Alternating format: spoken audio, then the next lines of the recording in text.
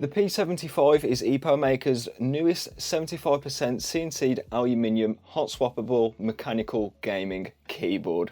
Yeah, that was a bit of a mouthful, but it's also packed full of features which you would expect for a $100 keyboard. It's got wireless connectivity with both Bluetooth and 2.4 GHz, which is powered by a 4000 mAh battery. And to charge this and use the wired mode, there is a USB-C connector, which is to the left of the keyboard, so it looks better with coiled cables. And last but not least, the P75 has a gasket mounted hot swappable PCB, which will take either 3 or 5 pin mechanical switches. So if you're not a big fan of the zebra switches which are included, you can always swap these out. And by the way, this is how they sound.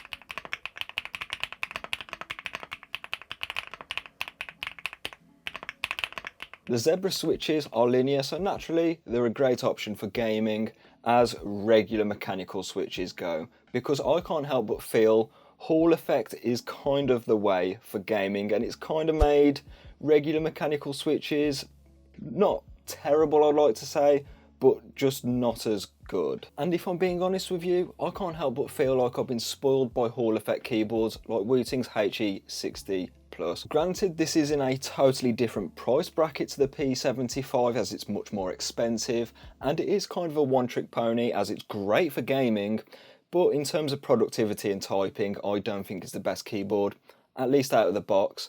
So if you're quite serious for gaming, I'd definitely recommend a Hall effect keyboard.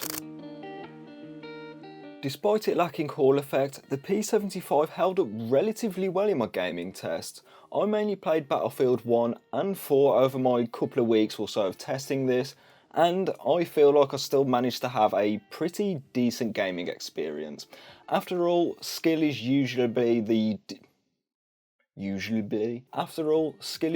the deciding factor of whether you're going to win a gunfight or a game, and I feel like the P75 didn't let me down at all. I didn't really blame the keyboard whenever I got killed in a game or anything like that, so as far as I'm concerned, the P75 is still quite decent. And as for Battlefield 4, I feel like people just didn't really stop playing that game because it's just insanely hard compared to what it was like 4 years ago. I don't know whether that's a skill issue on my part or people are just really good at that game now. So if you're casual gaming, I think the P75 is a solid option for you, but more importantly, it has every gamer's favourite feature, and that is RGB via south-facing LEDs on the PCB. And what this means is it's more compatible with regular key switches as it will still shine through. And good news, you don't even need to install any software to change the RGB effects as it's all done through commands on the keyboard, which is a big win in my opinion. The less software you've got to install and bloat up your operating system, the better. And also for the RGB effects, I'll put them up on screen as there is loads of commands which I can't remember off the top of my head, and you probably can't either, and they can be found in the instruction booklet. That's the word I was looking for. You can find them in there and I'll list them on the screen.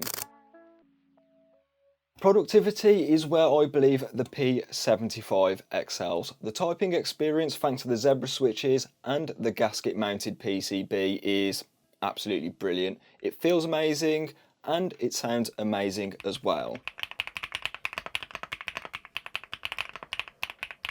Someone across the road has started mowing their lawn with like the loudest lawnmower in the world, so if you can hear that, I apologise, but yeah, let's carry on.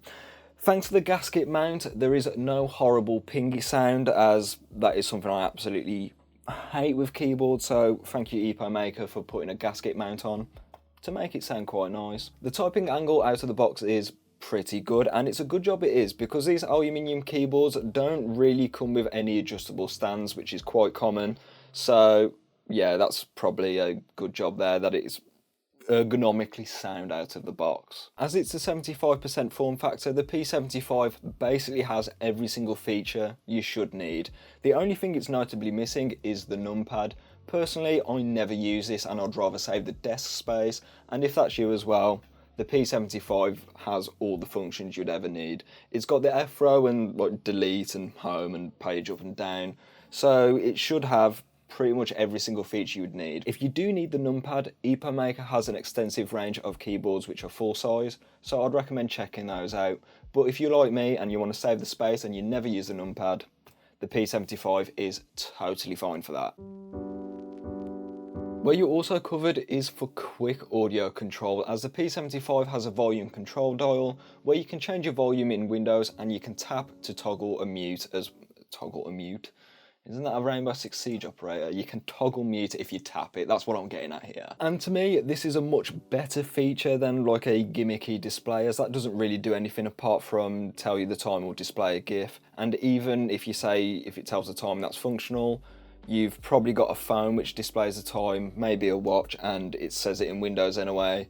So to me, that's a bit of a gimmick. And with a volume control dial, it does lower the cost of the keyboard, and it's a lot more functional in my opinion. So, for casual gaming and even a bit of semi-competitive gaming, the P75 is a totally great keyboard for that.